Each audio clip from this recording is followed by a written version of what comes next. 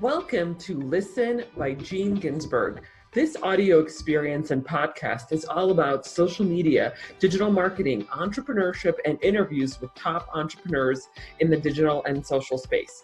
I'm your host, Gene Ginsburg, digital marketing expert, #1 best-selling author, and award-winning entrepreneur. I will be sharing with you strategies, tips, and tactics on how to grow your business and your social media following. Thanks for listening.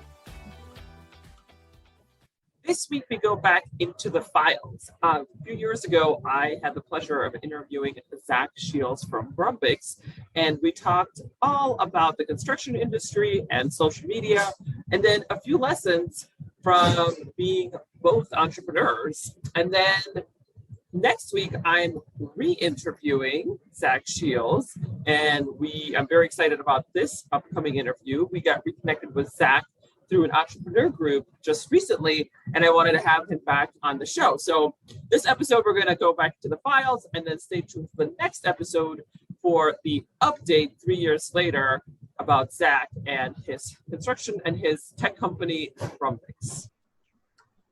Hey there, everybody. Gene Ginsburg here, digital marketing expert of geneginsburg.com. I'm very excited today because we have Zach Scheel from Brumbix joining us. Please introduce yourself. How's it going?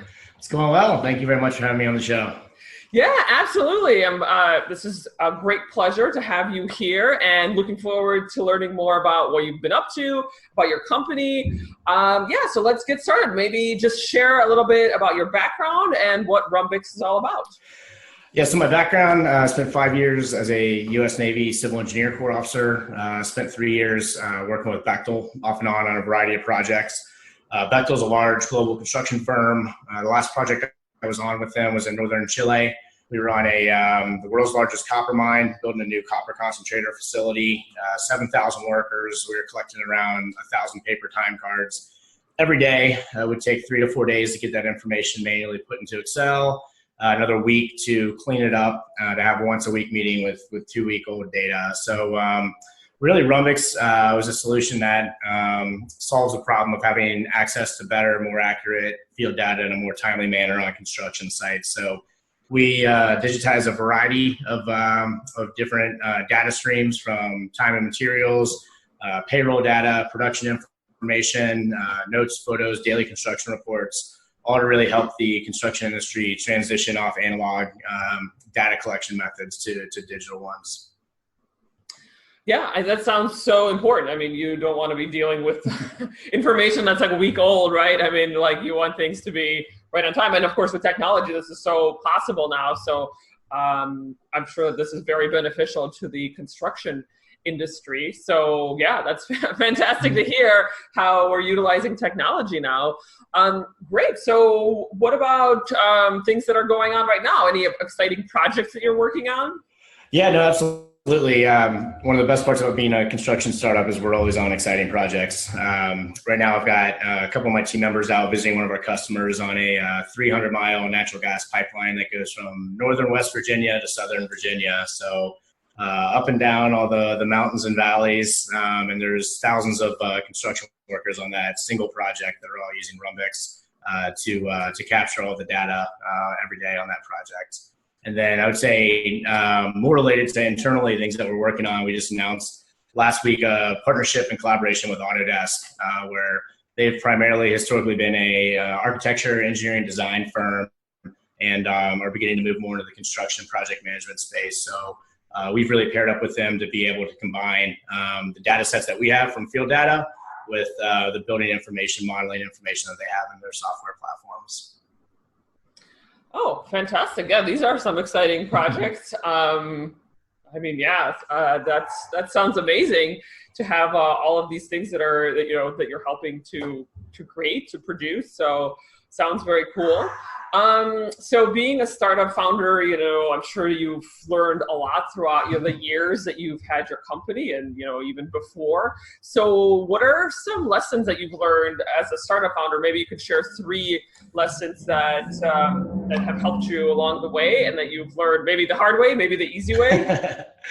Yeah, no, absolutely. I think one of the most important lessons learned was really to trust our gut. I think my co-founder and I We're both first-time entrepreneurs and co-founders, and a lot of times we kind of would over-engineer solutions and go out and seek advice from a ton of different people, and then ultimately ended up making a decision that was the original one that we had in our guts. And I think that's something that, as a first-time founder, it's very difficult to overcome. This kind of fear of making the wrong decision, but it was really important just kind of learn that, when you have a strong gut feeling, it's okay to trust that. And then the corollary to that is know when to ask for help.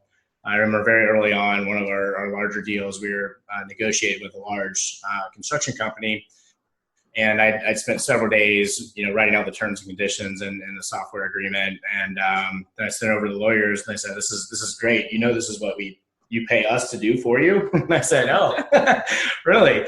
And so it was really knowing when to delegate, when to trust your gut yourself were two important lessons learned. I think another one was taught to me by one of my professors at Stanford, and said, "Hey, running a startup's like juggling a bunch of balls. There's glass balls and rubber balls.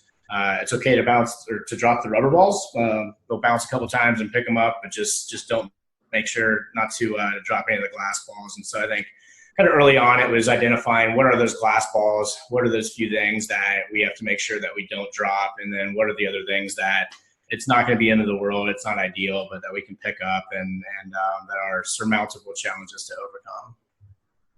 Yeah, absolutely. Of course, that's part of being an entrepreneur, as a startup founder. Yeah, you have some glass balls, you have some rubber balls, and if the glass ones fall and break, then not good. Big problem. But yeah, I'm sure there's some rubber balls where you're like, okay, I can. This isn't bad. I think I can pick up on where I left off. So that's a good point. Really, I guess it's prioritizing right now. So making sure that the glass balls are prioritized over the rubber balls in certain points.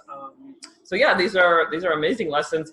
And then switching gears a little bit, being a digital marketing expert myself, social media is of course a topic near and dear to my heart. So how are you guys using social media in your business?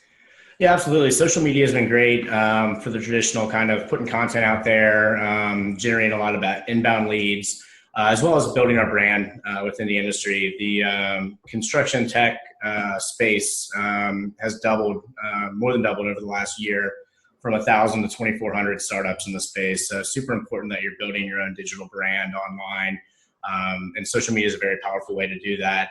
It's also become increasingly important as a way to engage with our prospects and our current customers. We recognize foremen and field workers a lot in the field, and the ability to post pictures and photos of them using software and technology out in the field, and then tagging their companies and actually engaging with their companies' PR firms through social media is kind of a new way where we've been engaging with our customers that I think is very new to the construction industry. Wow, very cool. Any specific campaigns besides like the ones you just mentioned, where you're tagging fieldmen and foremen in the space, or like out in the field?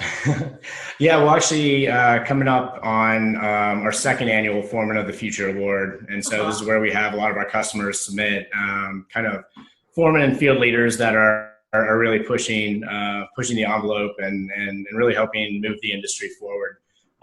McKinsey and others have identified construction's the least digitized industry, right alongside agriculture and hunting. So very important to encourage that however we can. So we're coming up on our second annual award, and yeah, it was great last year. We were able to get local kind of celebrity here in the Bay Area. Ronnie Lott played football for both the 49ers and the Raiders, was able to come out and hand out the Foreman of the Future Award on a large construction site here in the Bay Area. And it was an awesome event, really helped.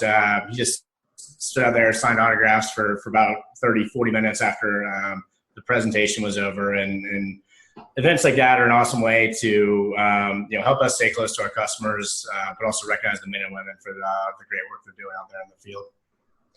Yeah, of course. It's so important, of course, to recognize all of the people who are putting in the hard work. So that's a really exciting event. That sounds like a lot of fun. I'm sure that did really well on social media as well. Absolutely. Yeah, very cool. Awesome. Well, I know we're about to wrap up here, but before we do that, I wanted to ask, what's the best way for our audiences to get in touch with you or your company? Yeah, absolutely. If you go to our website, Rumbix, that's RHUMBIX.com, you can find plenty of information there about the platform, and sign up to have one of our sales reps reach out to show you a demo. Alternatively, if you wanted to get in touch with me, my email is Zach, ZACH, @rumbix.com, and Twitter is @CBCEO, and that's SEABEECEO. Awesome. Well, thank you so much, Zach Scheel. Very exciting that you were on the show here, and I loved hearing about your story, about your company, and how you're using social media, of course, in your business. Topics that I love hearing about from entrepreneurs and startup founders. So, thank you so much for being here, and yeah, we look forward to having you back. Awesome. Thank you, Gene. Thanks.